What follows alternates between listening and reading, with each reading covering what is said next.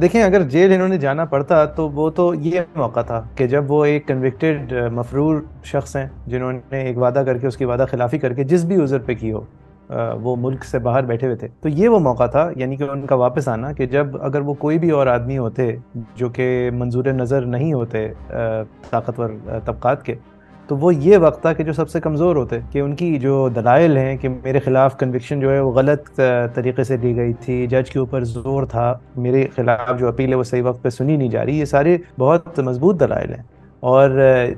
آخر کار جب یہ کورٹس میں لگیں گی ان کی اپیلز، تو ان کے حق میں ہی ممکنہ طور پہ فیصلہ ہوگا۔ تو آخر کار تو کوئی بھی نکل آتا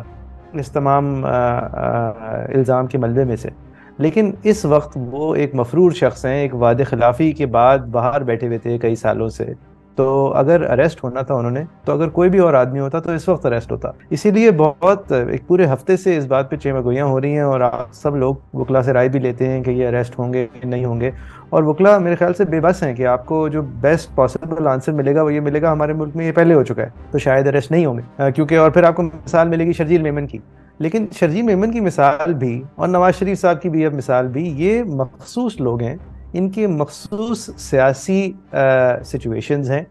اور ان کی مخصوص ریاست کے الگ الگ لیولز پہ ڈیلنگز ہیں، جس کی وجہ سے اول تو وہ زیر عتاب آئے، جب وہ زیر عتاب آئے تو جس وقت ان کو انصاف ملنا چاہیے اس وقت عدالتوں سے ان کو انصاف کے علاوہ کچھ اور ملا، اور اب جب کہ وہ ممکنہ طور پہ زیر عتاب نہیں ہے، تو اب جب عدالت کو اس بات کو مد نظر رکھنا چاہیے کہ جی قانون تو قانون ہے، موم کی ناک نہیں ہے، میرے لیے بھی وہی ہونی چاہیے جو ان کے لیے ہونی چاہیے، تو اب ان کو عدالتوں سے پریڈکٹیبلی ریلیف مل رہی ہے۔ تو دیکھیں یہ سب سے بڑا سوالیہ نشان ہمارے عدل کے نظام پر ہے، اور ہمارے ہاں قانون کی بالادستی پر ہے، اور rule of law as a whole پر ہے، کہ جب آپ اس طرح قانون کی بالادستی اس دن کمزور ہوئی تھی جس دن نواز شریف صاحب کے خلاف ایک بھونڈے قسم کا فیصلہ آیا تھا، جس کے بعد جج صاحب کی بھی ایک سٹیٹمنٹ آ گئی کہ میرے اوپر پریشر تھا۔ قانون کی حکمرانی مزید کمزور ہوئی اس دن جس دن اس معاملے کی اپیل جو ہے وہ چل نہیں پائی ارجنٹلی، اور نواز شریف صاحب رہا نہیں ہو پائے۔ قانون کی حکمرانی مزید اس دن کمزور ہوئی جب اس معاملے کو انڈر دا کارپٹ ڈال دیا گیا، جب نواز شریف صاحب منظور نظر نہیں تھے۔ مزید قانون اس دن کمزور ہوا کہ جب نواز شریف صاحب علالت کی بنیاد پہ ہی was spring from jail in a way that آج تک کوئی اور قیدی نہیں نکلا۔ مطلب اس میں تو آپ کو کوئی مثال نہیں ملے گی کہ بیمار ہیں تو ملک سے جانے دو ایک اسٹیمپ پیپر کے وعدے پہ۔ تو میں نہیں کہہ رہا کہ یہ انجسٹ تھا اس وقت ان کو جانے دینا، لیکن میں صرف یہ کہہ رہا ہوں کہ قانون اس دن مزید کمزور ہوا رول آف لا، کیونکہ ایک آدمی کے لیے آپ نے ایکسیپشن بنائی۔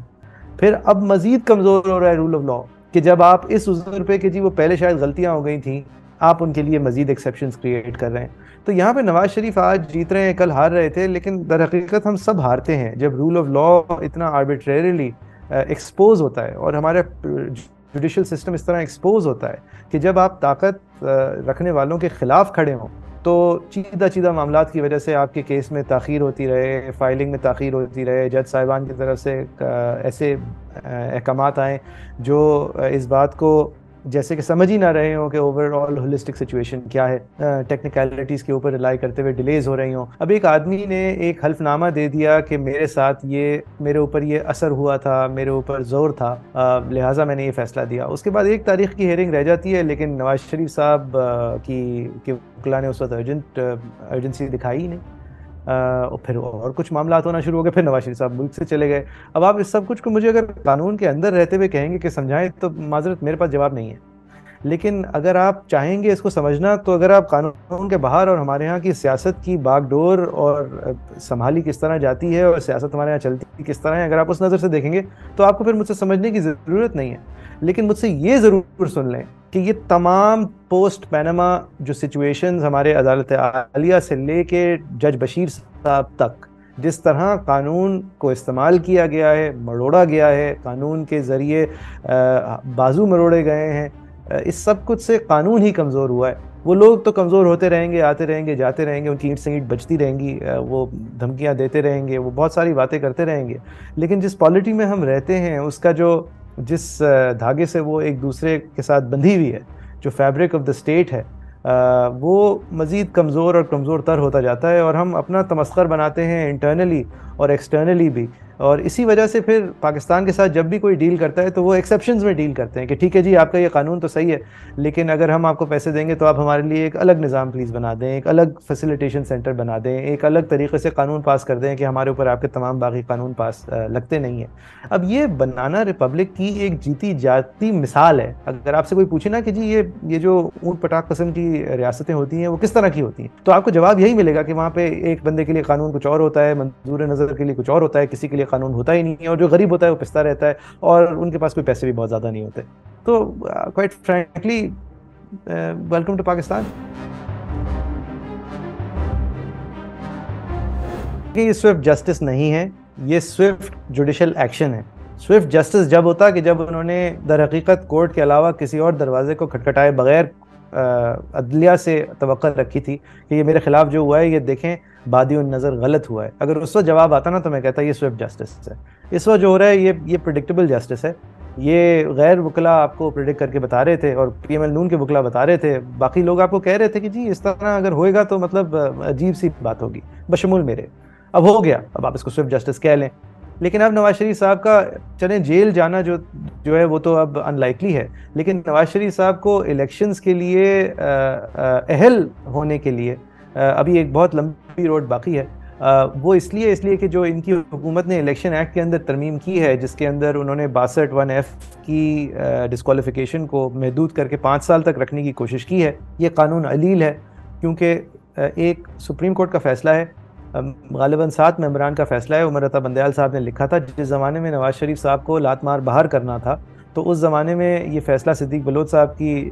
کے کیس میں آیا تھا کہ اگر آپ 62(1)(f) میں ڈسکوالیفائی ہو جائیں تو کیونکہ صداقت اور امانت اسلام کے معیار ہیں, اور یہ ایک بہت بڑا قرض ہے آپ پہ جو ریاست رکھتی ہے, جو عوام رکھتی ہے جب آپ کو طاقت دیتی ہے, اور اگر آپ اس کو واپس نہیں کرتے یا اس میں خیانت کرتے ہیں تو یہ تو پوری زندگی کے لیے آپ فارغ ہیں. بہت ساری آیات کا اس کے اندر ذکر تھا. بندیال صاحب کا فیصلہ ہے, میں اس فیصلے سے اگری نہیں کرتا, اور اس فیصلے کو بھی قانون کے زمرے کے اندر نہیں بلکہ باہر سے دیکھنا چاہیے, سیاست کے نظر سے دیکھنا چاہیے. لیکن اب جب کہ وہ فیصلہ ہے تو وہ ایک سپریم کورٹ کا بائنڈنگ پریسیڈنٹ ہے جو کہ کانسٹیٹیوشن آئین کی تشریح کرتا ہے, اور آئین کی تشریح جب سپریم کورٹ کر دے تو ایک عام قانون سازی کے عمل سے آپ اس تشریح کو کی گٹھا کھول نہیں سکتے, آپ اس کو انڈو نہیں کر سکتے. لہٰذا یہ جو قانون ہے جس کے تحت نواز شریف صاحب اپنی ریلیف کلیم کریں گے اس کے خلاف آبجیکشن آئے گی, آنی چاہیے, اور اگر آئے گی تو ہائی کورٹ پابند ہوگا,